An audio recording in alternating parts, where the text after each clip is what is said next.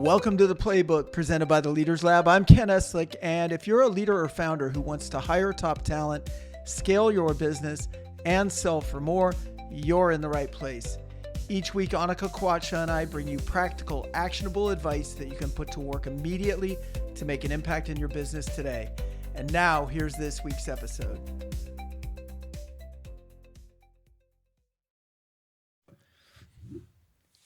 Anthony Trucks, so good to see you, buddy. How are you doing? You too, man. I'm doing very well, man. Good to hang out with you again. I always enjoy our time. We took a look at people that we had on our podcast before, and my producer, Annika, she was like, the best episode you've ever done in the last podcast, Anthony Trucks. Like, what a great story. But this is a new podcast, so a lot of people haven't told your story. I know what you're doing now, and maybe a lot of them do too, but tell us about your upbringing a little bit and how you got here.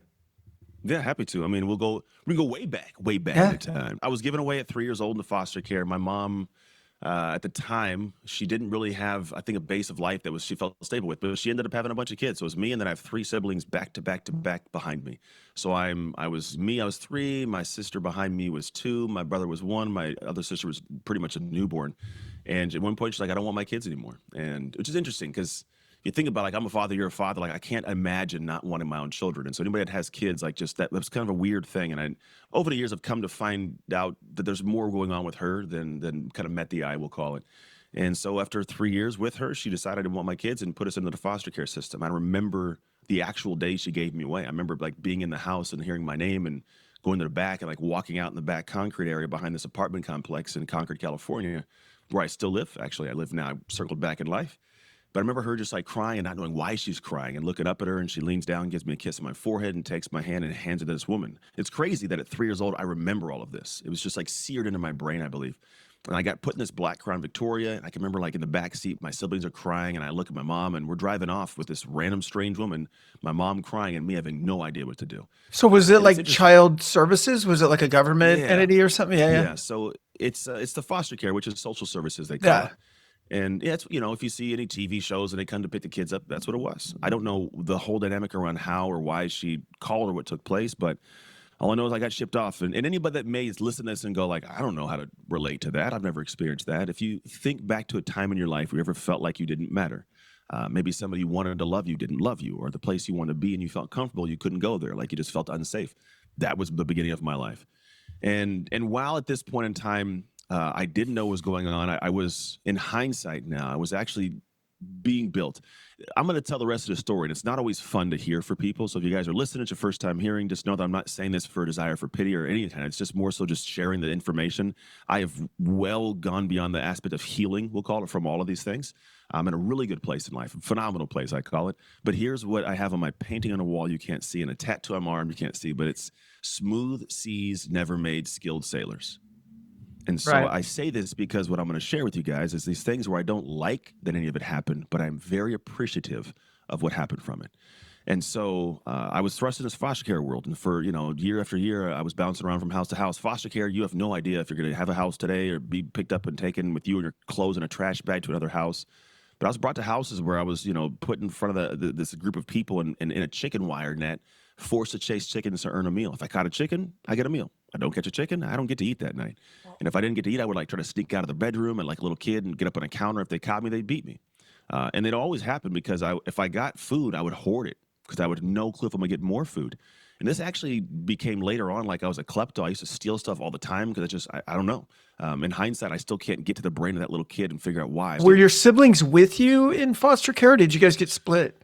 We got split. So the first house we were together, and then and it was interesting. Like, that first house was me and my brother Connor, and my sister Shameen and Porsche. They were off at a different house. We ended up at one point going back to my mom. It was a short stint though, but I remember we would go back and like I would try to clean the house and do good to be able to, like, hopefully she'll love me and keep me this time, And eventually the next house we were separated, and so we would bounce around. I found out when I was like 18, 19 that my brother Connor had lived a block away from me for a good couple years. But nobody said anything. And so it was just weird, going through it. Then there was houses where I was putting shopping carts and pushed down hills towards traffic. And like, I never hit a car, thankfully. It never hit me. And I would get back, get put back in and done it again. I was pushed out of moving cars at intersections. At one point, I was forced to lick the bottom of the neighborhood kid's shoes till my tongue bled. Like, real heinous, weird, awkward things that just, if you look back, it's like I was really angry for a long time. And by the way, this is all between the age of 3 and 6. This isn't like, 10, 11. This is a little kid. And so if you think about doing this to a 6-year-old, like, I can't fathom how somebody does this. These are just heinous, crazy people, but I'm what's called a paycheck. As long as I don't die in their care, they get a paycheck for me. And so I'm in this situation, end up bouncing around. And then one day when I'm 6 years old, I'm at this house. It was Doris's house. I remember her name. And that was the people like made me lick the shoes. It was just weird. Like I always, for some reason, also like wet the bed a lot. Like whenever I would talk to my biological mom during visitations, because I'd go to her house and she gets sent back. There's always this thing if she'd tell me like, I'm gonna keep you this time, or I'm gonna pick you up in the middle of the night, like these things. And when she wouldn't, I would just wet the bed, and I would get in so much trouble for wetting the bed. Like they beat me for wetting the bed. It's what you'd see in movies. Crazy to look back on it, but that's what took place. Wow. Then I get picked up in one house. My bag's packed, and I end up, going to a town called Antioch. Now, at the time, I don't know anything. I don't know what's going on. I just show up in another household. The unique thing is the first house I'd been to where it was an all-white family. No other black kids in sight.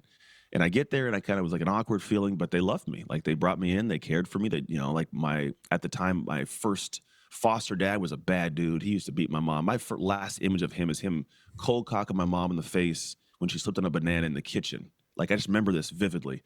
And she eventually divorced him, but she loved us like crazy. And I say us was me, I had an older brother, Brad, a younger sister, Amber, a younger sister, Ashley. It was the 4 of us kids and doing our thing. And then my mom eventually divorced him, and then she remarried a guy named Randy, who's now still my dad. And they had 2 more kids, Vanessa and then Randy, little Randy, we call him. So I'm now one of 6 in his household growing up, and I'm there from the age of 6 to 14. In 8 years of a lot of crazy, really poor family. We would be the family that would go to Goodwill and get bags of clothes that we would then, have in the middle of the area of our house. We'd grab the clothes and put them on before school. And, we'd be getting all the free lunches. Like we had nothing. Like we were just very poor, but we had a lot of love in the house.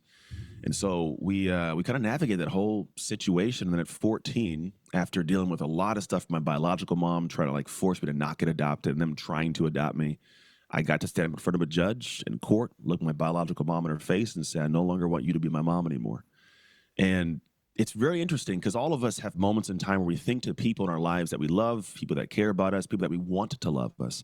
And so for me, it's like this feeling of there's someone that I wanted to love me. And here was a weird thing is I'd been seeking love in a place that didn't return, but I was getting it in a place I didn't want it. Meaning I wanted it from my mom. Like you may want it from the specific guy or some specific girl, right? I want it from my mom. She wouldn't give it to me. But right here is this woman named Renee, my soon-to-be adoptive mom, who loved me past the crazy. I was a bad kid in school. I was getting in fights at least once a week. I was always in the office. I was crazy, but I was smart, which was the worst part too. I was bad and smart. Like I can relate. Great on tests and stuff, and I would just sit down and bug every other kid and mess with them and get in fights.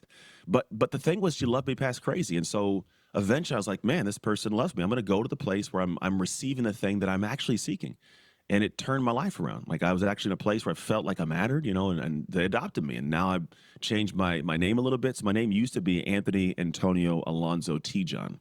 I don't know why my mom was crazy enough to name me Anthony and then Anthony in Spanish. Antonio. But that was what it was. So it goes Anthony Antonio and it's Alonzo T. John to then now it's Anthony Hart Trucks. My adoptive family's last name is Hart, H-A-R-T. Trucks is a better football name. I like to play football. I like it. Try it out. Yeah. I'm going to keep it. So I went to this whole journey of now I'm in this family. And imagine like for the first time, the place that you went to bed at 14, now you go to sleep there. I didn't know that. There wasn't security in my life for a long time. And so all of us have these things. We're battling these little demons. This was my demons early on. This is what I was having to navigate just at an earlier age than most people have to navigate this stuff. But then I entered this whole new space where all of us can start to kind of, I think, attach to the feelings I had, which was, who am I? Where I fit? What am I supposed to do? I now have this different lease on life, opportunity. I could see that there's things to do. We still don't have much money, but I had this thought of like, well, I want to be something better. So I tried my hand at something new that excited me, and I couldn't wait to try it, which was football. We have all, I guarantee you've done this, I still do this. I try something with this excitement of what it's going to be, and I realize very quickly I suck at that thing. Like I'm not good at this. What am I, And so I tried football, and I was 6 years behind most of my peers. They were faster, stronger, more skilled. They knew the game. And I'm out there running around trying to play football. I had no idea what I was doing. I'm getting hit left and right, couldn't catch anything, couldn't tackle nobody. And so this thing that I loved, I'm questioning, do I keep doing it? This could be a new business. It could be a podcast. It could be a new hobby, playing an instrument, right? And for me, was this also, I'm sorry, Anthony, was this also it seems like you never had a space in your childhood until that moment. There was enough stability, enough, I don't want to say security because I know you guys were poor, but security of emotional security, right? Where it's like, okay, Yeah. they got me. I don't have to worry anymore about like I'm leaving. I'm going to be somewhere else next month or whatever because your whole Yeah. life really had been that way up Was until there. then.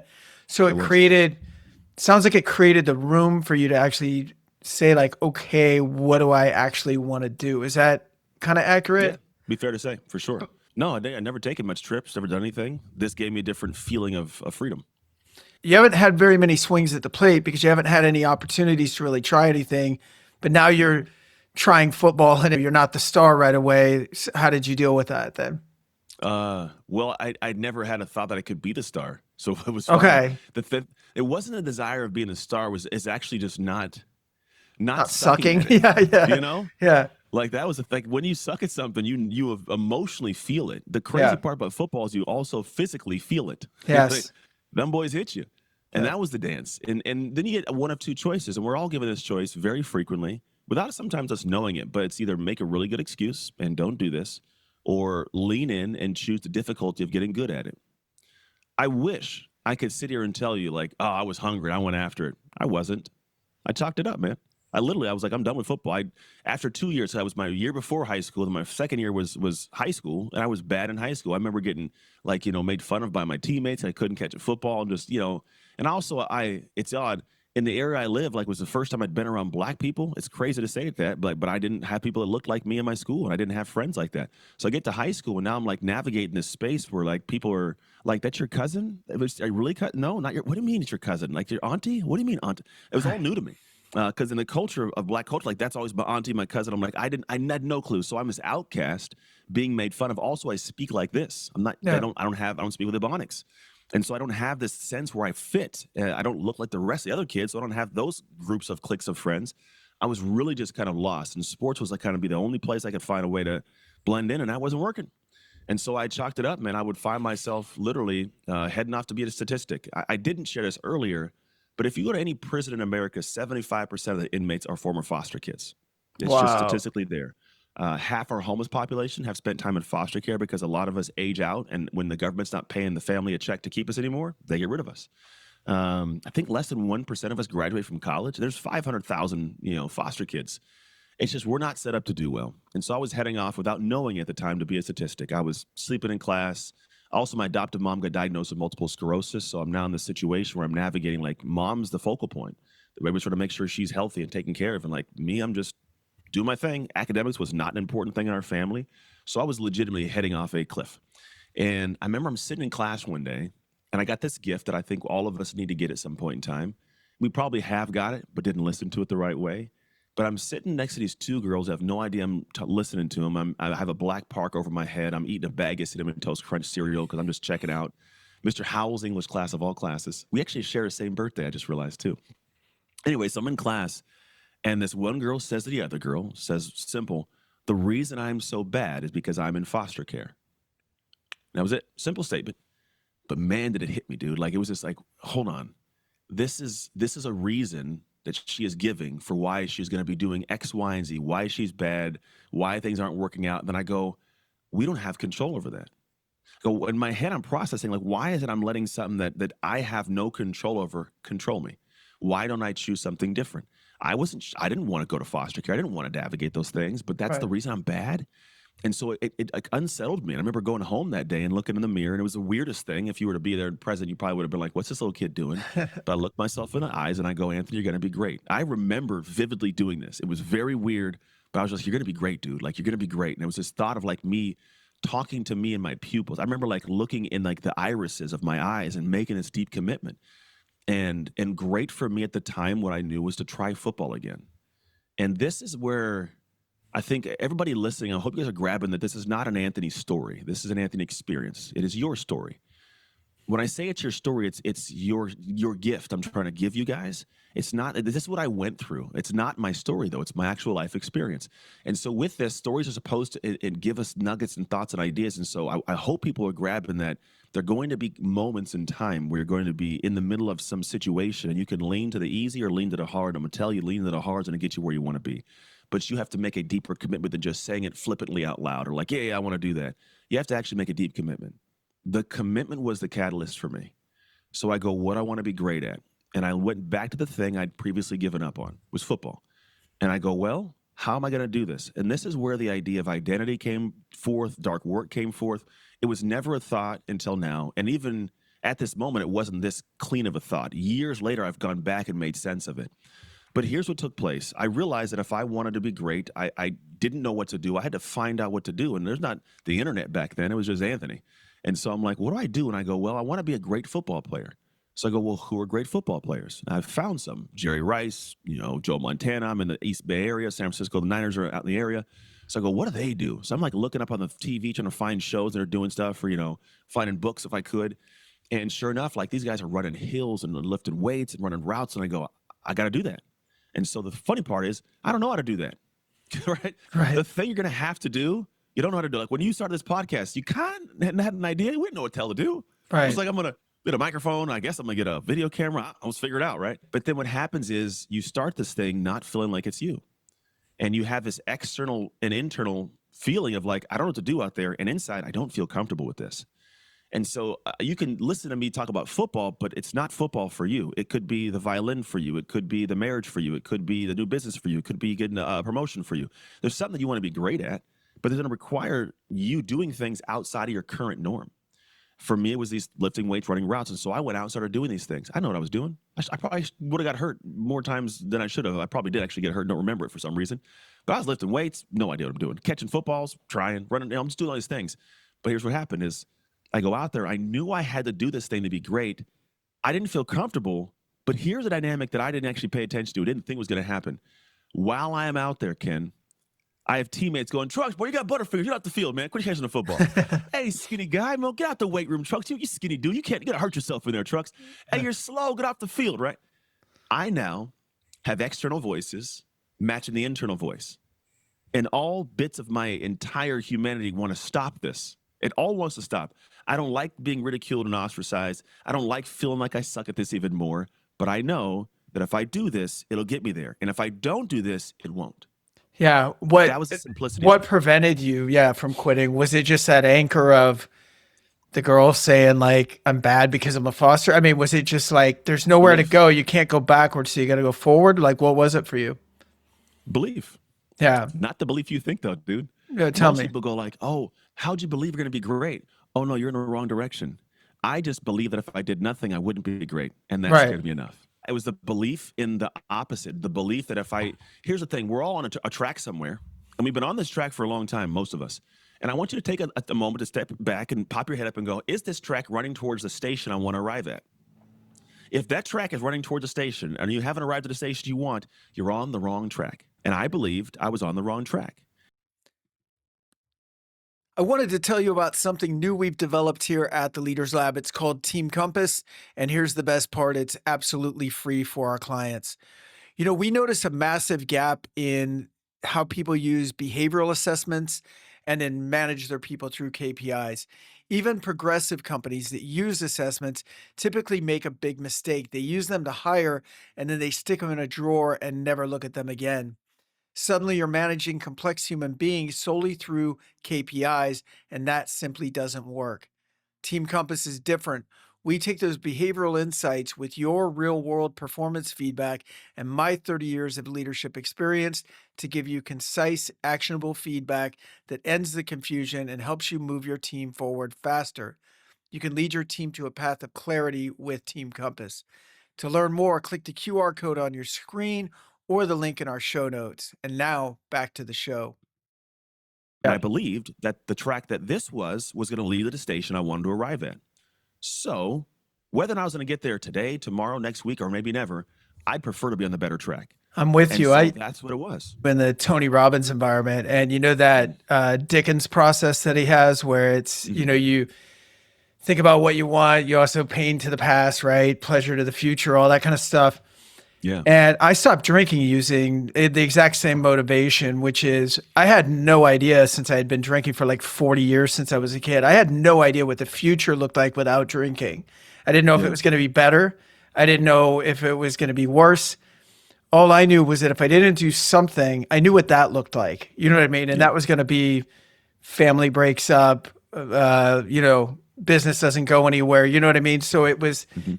I think there can be big motivators, like you said, in what you absolutely don't want or won't accept, right? Like it would, like That's when you it. draw a line there, then that can be a pretty powerful line.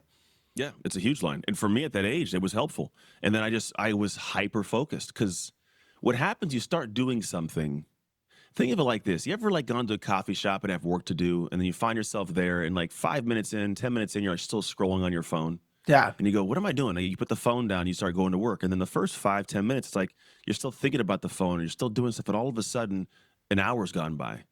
You pop your head up, you're like, oh shoot, my emails are done. I got okay, oh cool, right. It's like this, you kind of melt away into the work of it. You pop up having had some success. The work, it was just going. I look at it kind of like that, but elongate over like 7 months. Like the first month is that first 5 minutes of like, this sucks. I want to do something else. I'm not getting faster. I'm not getting stronger. I'm no better, right? Everybody's making fun of me in the second month, and then I'm not same. I'm still not much better than like the third month. I start going, man, I'm catching these footballs a little bit better. The weights are starting to increase a little bit, and then I'm actually a little bit faster. I can get to the drills a little bit quicker, and still all the while, Trucks, what are you doing, man? Why are you still out here? You look dumb, bro. Stop. You'd like month 4, you're like, I feel a little better about myself. Like I'm feeling good. I'm a little sharp. It's 4 months. It's a good chunk of time, right? By month 5, I'm like, all right, I'm getting after it. Like I feel different, right? I'm not way leaps and bounds better, but I'm better. By Yeah. month 6, I'm different, man. I've got skills. I'm catching footballs. I'm throwing. The season's coming up pretty close. By month 7, I was different. And it wasn't the difference of athleticism, and because I'm still a sophomore in high school. That's first time in working out. So you can imagine I'm not this, but here's what I was. Internally, I was a different animal. And what happened was when I got to the football field, I had a complete different mentality. If the ball was in the air, it was my football. If the ball was in your hands, that's my tackle. If it's in my hands, I'm scoring a touchdown. You don't have the right to tackle me. The mentality was, I have done too much work in the dark to lose in the light. Yeah. There was this deep guttural sense of ownership and deserving of what I wanted because I'd done work that I know you didn't do. And in that moment, like those were defining moments that the ball's in the air or not, tackle or not, like you make those plays in football. I don't care if you make the play, you're the guy. But if you don't, I don't care what excuse you have. You didn't make the play. It's cut and dry. It's black and white. And in life, realistically, that's honestly how I look at things. Did you or did you not get that done? Did you do what you said you're going to do or you not do it? I don't care what the excuse was. Did it happen or not? And so for me, I started learning like that there was this sense of me that the more I deposited into my identity, into who I wanted to be, the more I got the return of feeling like that man. And so come back, 7 months later, I'd gone from this guy that sucked on a team to I was the best on the team, the Oh, best player.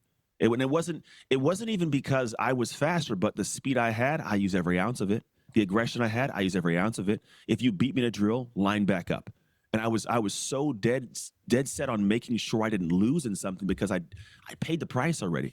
And for all of us, we have that opportunity in everything, not just football. If you want to be the person that walks into the boardroom and feels super confident making the pitch, how much work in the dark have you done to prepare for that moment to feel that way? right. Like if it's me versus you, like I'm not worried about what you did if I know I did more, if I know I Right. killed myself to get there. And if I don't do well, at least I don't have regret because I'm like, I did everything I could. It didn't pan out. It just wasn't for me. I Yeah. can sleep better at night. Well, And because you so, know that you did what was within your control, right? Like exactly. you did your part. Not always going to work your way, but I like my chances, right? If I'm That's doing it. my Yeah. part. Yeah. And so for me, I now have called that dark work. It's the work in the dark to win in the light. Because in the light of the football field, I won. And what I call the identity I shifted into is a dominator's identity. It doesn't mean that I'm like dominant in every level of my life. Like I'm a dominator in my marriage. You might be like, what do you mean? You dominate your wife? No, no, no, no. I dominate the weaker version of myself that doesn't want to be a loving husband in moments when she needs it. That doesn't want to admit that I'm wrong. That doesn't want to, give praise and grace when she does something awesome. I'm dominating the weaker version of me so the better version of me can rise. Right. And that's the piece that so many people falter on is they think it's got to be this like gracious, nice. It's not always gracious and nice. Like there's times for it. And also, dominate doesn't mean it's gritty. It just means you can dominate your morning routine. Can you exert control over yourself in the moments you don't want to?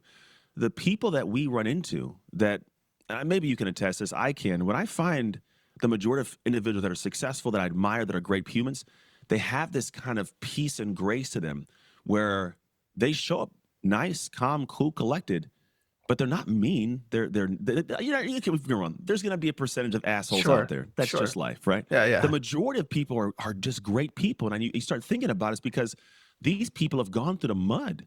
And they Right. know what you went through to get to the table next to them. There's respect there. There's a peace, and they're gracious because they know that people need more than just to be rated and made fun of for not being there. Sometimes you need that a-hole, let's be honest. Yeah. But the truth is, most folks that have gone through the mud to get what they've got, nothing happens by accident. You had to earn it. And those people have a different sense of peace because they know they can control themselves at any moment that comes towards them.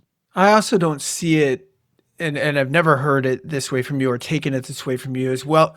While I see you as a highly competitive person, it's not external competition, it's internal competition. Yeah. It's you against you.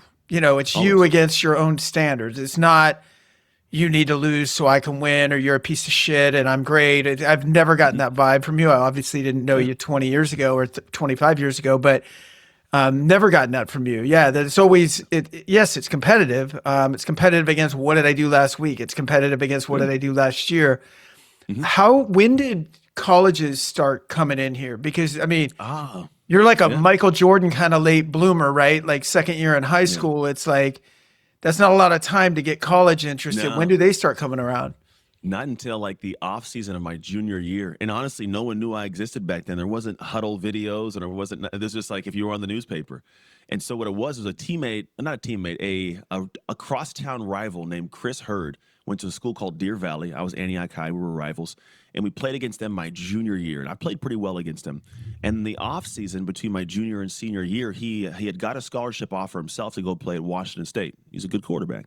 He came back and he reached out to some of the coaches at different schools and goes, "Hey, I'm looking for a receiver I can take this Piedmont area in high school or in Oakland Hills to go throw the football around." And so somehow my name came up, and then he reached out to me. He's like, "Hey, I heard you're a guy that throw the football. You mind coming out? I need someone to catch some footballs." So I'm out there. I'm doing my thing. He goes, "Dude, you could play at Washington State with me." He's like, "I'm watching you, and I know our guys out there." He's like, "You got that athleticism and ability, dude." He's like, I want to tell my coaches about you. And you hear, you're like, "Yeah, it sounds good, Yeah. But then like 2 weeks later, I get a call from Washington State.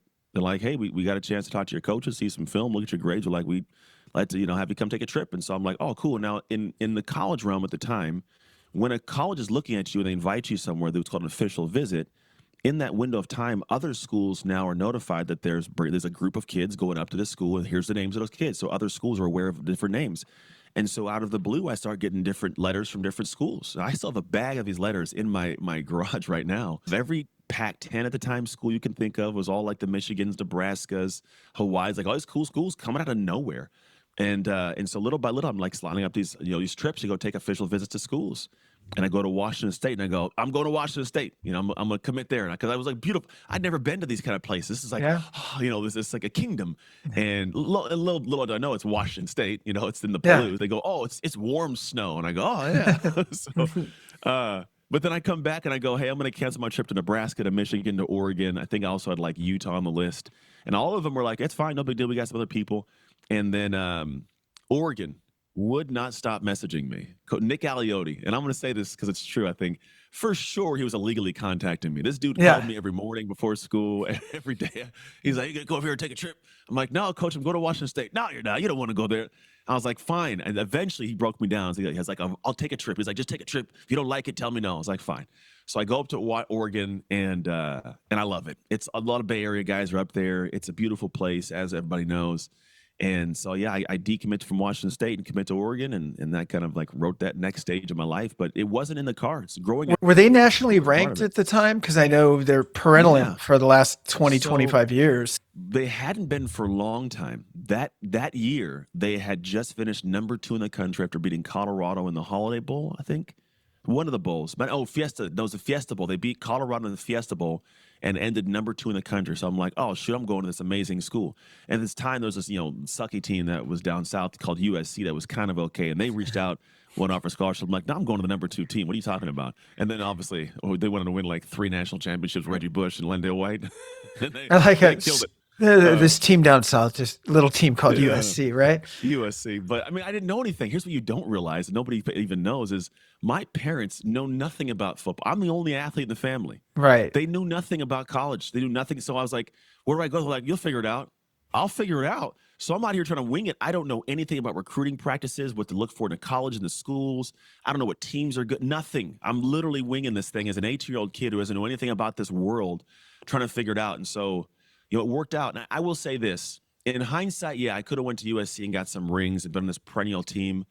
But my life and what it is, like my high school sweetheart, she ended up going up to Oregon, and she had the #2 school in the country for what she wanted to do, which is human services.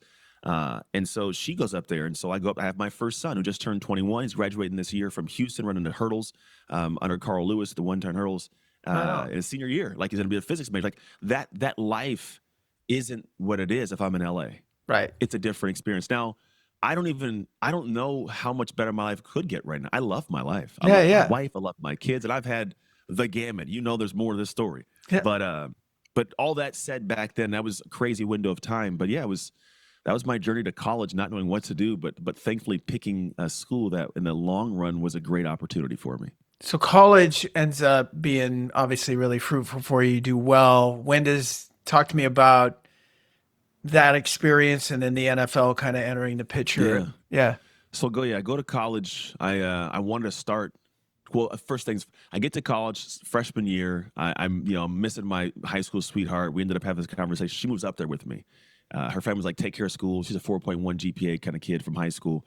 And like, don't get pregnant. And then like 6 months in, we're pregnant. Have my first son my sophomore year of college. Meet my biological father, because I found out my biological mom moved up north of me, which is weird. Got my biological father's real name, found him. So my first college start was at Mississippi State. My true sophomore year, I beat out a fifth-year senior for the job. And it was on August 30th, 2003. It was my first.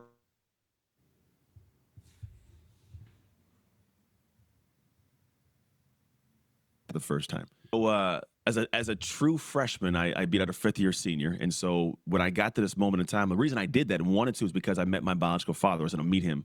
Found his name, my mom, and it was weird stuff, and my grandma. But then my first college start was August 30th, 2003. We played Mississippi State, won the game, national television. I got to, pretty much start my first start, and I got the Game Boy and met my dad the first time ever. And it was actually this football here.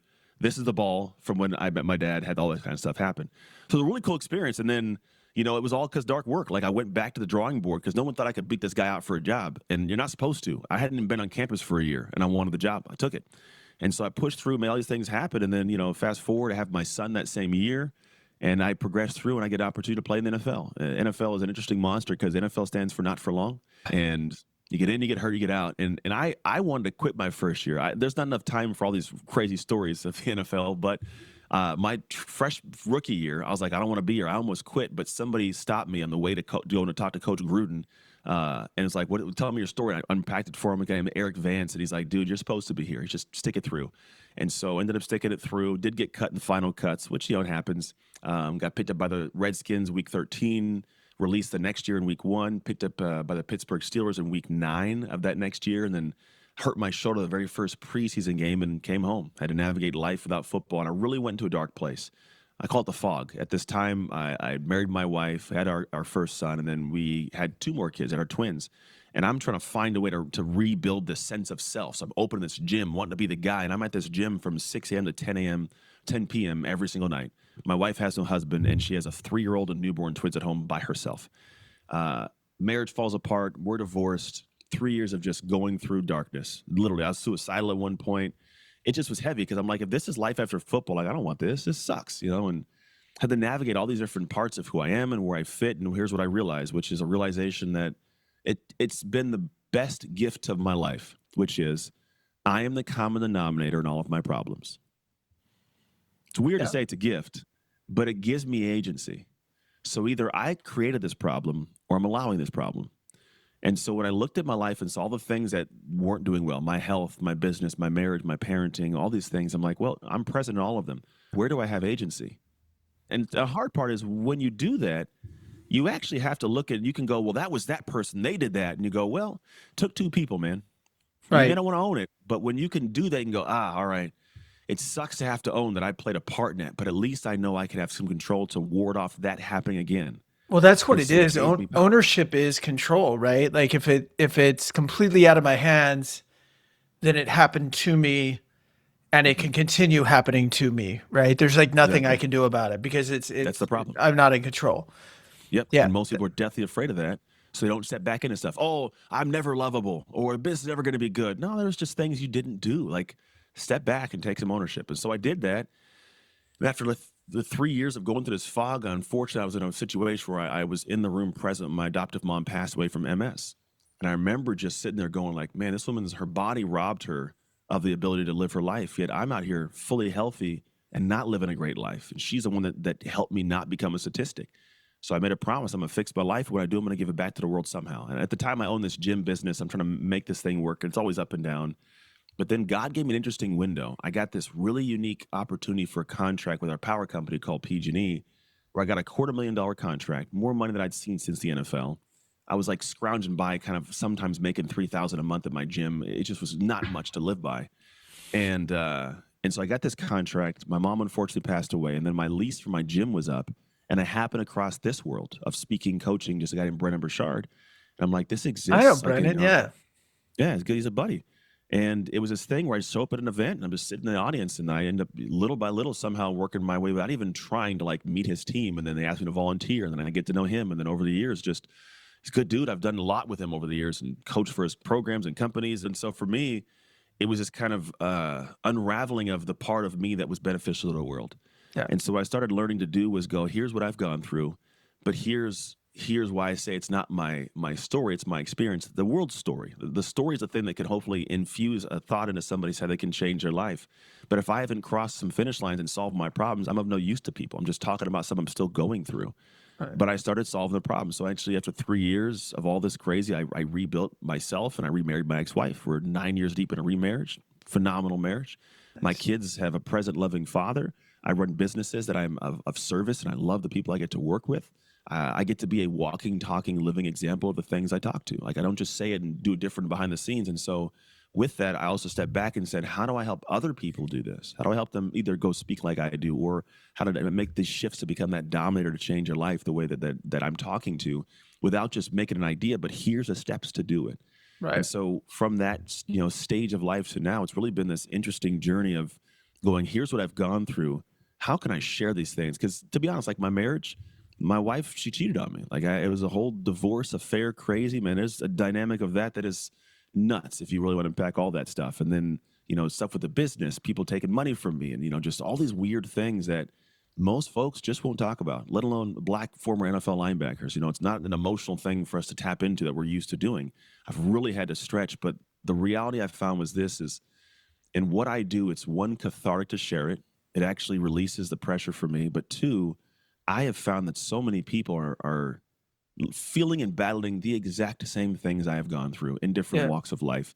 And I've somehow given them the ability to go like, man, if that strong individual can do that, like I can do it too. Like if this person can share and express. So I found myself in the back of different speeches with grown men, 20 years my senior, handlebar mustaches crying on my shoulder. And I'm not saying to knock them, but I'm going, I was able to give them the release they've been holding on to for 20 years, and that becomes something where I feel like that's why I'm here. Yeah. It doesn't mean that I'm special or what it is, but it's just why I'm supposed to be doing these things, I think. Well, I think it does mean that you're special because, you've embraced vulnerability. I think a lot of people talk about it. And even today, learning more about you. I didn't know that about, you and your wife. I knew you guys got remarried. I didn't know why, because last time we talked about, and I actually want to ask you, when you were suicidal, and I want to be cognizant of time here, but what stopped you? Because I know you were really close. Was there a thought? Was there an anchor? Was it your kid? Was it, what was it? It was, the stores weren't open. I couldn't find rat poison. I'm not lying to you. The stores weren't open. I was driving out to Stockton and I was like looking at stores. It was like I'd left this UFC fight. It got over like at 10:30. So by the time I'm driving it out there, it's like 11 o'clock at night. Nothing's open. And so, it's just one of those things where it's like I just stopped at this gas station in Stockton. And I think it was just the emotion subsiding. Because what triggered it was I was walking out of this fight and I'd sat there for like probably 3 hours and didn't move. And I didn't know this. My best friend Jason walks out and he sits in front of me before I get in the car. He goes, "Hey, dude, I know you got a lot going on." He was the only one that knew some stuff. And he goes, "I need you to just grasp something." He goes, "This is your reality." Literally, I have it tattooed on my arm, the words. He goes, "This is your reality." and it hit me like a ton of bricks. Like, I'm not even like I say it like a cliche. I really felt like that. Like, it felt like I was punched in the chest. Yeah. And the brain can't always distinguish emotional and physical pain. It just hurt. I couldn't make it stop. I was crying. I couldn't stop crying. I couldn't breathe. It was just this. I sent a text to my friends and family. I said, please tell my kids who their father was. And I took off. I was like, and it was an immediate acute pain. And so by the time I drive to Stockton and I'm looking for stuff, it's like, it's a good 40 minutes to get out there. And I found myself at this gas station tucked away where it's not even, the gas station was closed. It was just dark in the corner. And then I had turned my phone off. I don't know if the phone had turned back on or I turned it on. I don't remember, but somehow the GPS came on and the police tracked the phone. And because my wife at the time had, told them what's going on, and they tracked the phone. The police show up, and in the back of my car, I don't know why, but I'd got so mad earlier in the day. Like, I took all my clothes. It was like both a fight we had, and I took a bunch of clothes and put them in the back seat. And I don't know what it was, but they get there, and obviously I can use words. I'm good with my words. And so I kind of like played it off like, no, I'm fine. They're like, well, we have a report that you were suicidal. I'm like, no, I'm fine. I got clothes in the backseat. I said, well, a suicidal guy, pack his clothes. It's just, but that wasn't, I got through, and they're like, just head home. So I was like, all right. So I remember driving home. It was a long drive home. I remember pulling in my court. And the crazy thing was I didn't even think about like other people. I'd only sent the message to like 4 or 5 people. And I show up to my house. There was like 30 people in front of my driveway that had all been out looking for me across the city. Whoa. And like, it was such a, like, even now I feel like this feeling of like guilt and sadness, but it's this weird thing of like, man, I didn't realize the effect that I had on people just being me. And so it's an interesting dance of the reality of like, I think all of us don't quite comprehend that we were always someone to someone. And so it was a big wake up call. And it was an interesting, like re-engaging of like, what am I supposed to do in this life? Cause I was legit my rock bottom. Like, I've never been lower. Yeah. And so the only thing from there was to go up. And so I progressed up to where I'm at now. A lot of different levels and stuff in between that we won't have time to cover now, but Yeah. there's been a lot of life lived there, and I do my best to share that life so people can also avoid parts of that or get through it faster. Amazing. How do people work with you today? Tell me a little bit about that before we go. Well, the thing is if they want to work, you go to darkwork.com or anthonytrucks.com.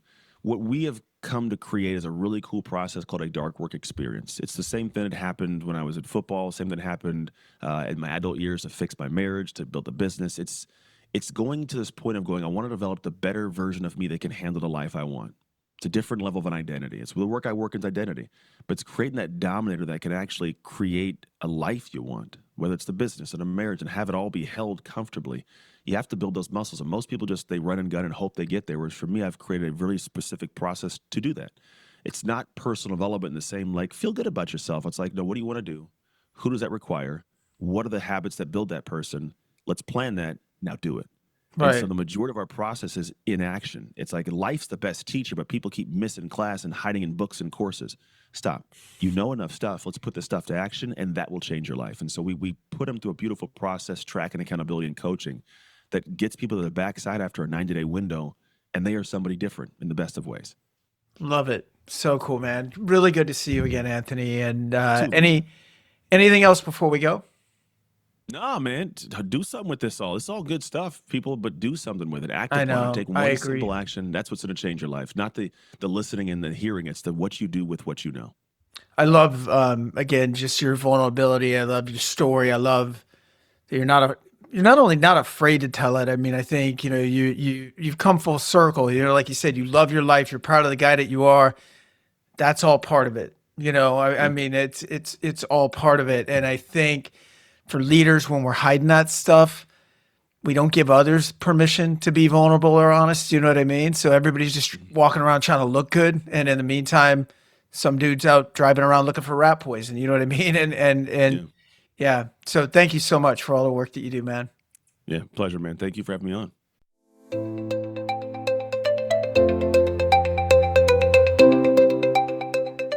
That's it for this episode of The Playbook by the Leaders Lab. Thanks for spending some time with us. We'd love it if you would subscribe, share the show, and leave a quick rating and review. Your feedback helps us grow, and it helps more leaders and founders join the conversation. If you'd like to talk more about hiring, scaling, or selling your business, please email me, ken@theleaderslab.co, or connect with me on LinkedIn. We'll be back soon with more strategies you can put to work today. I'm Ken Eslick with Annika Kwacha. Thanks for joining us. Join us again next week in the Playbook.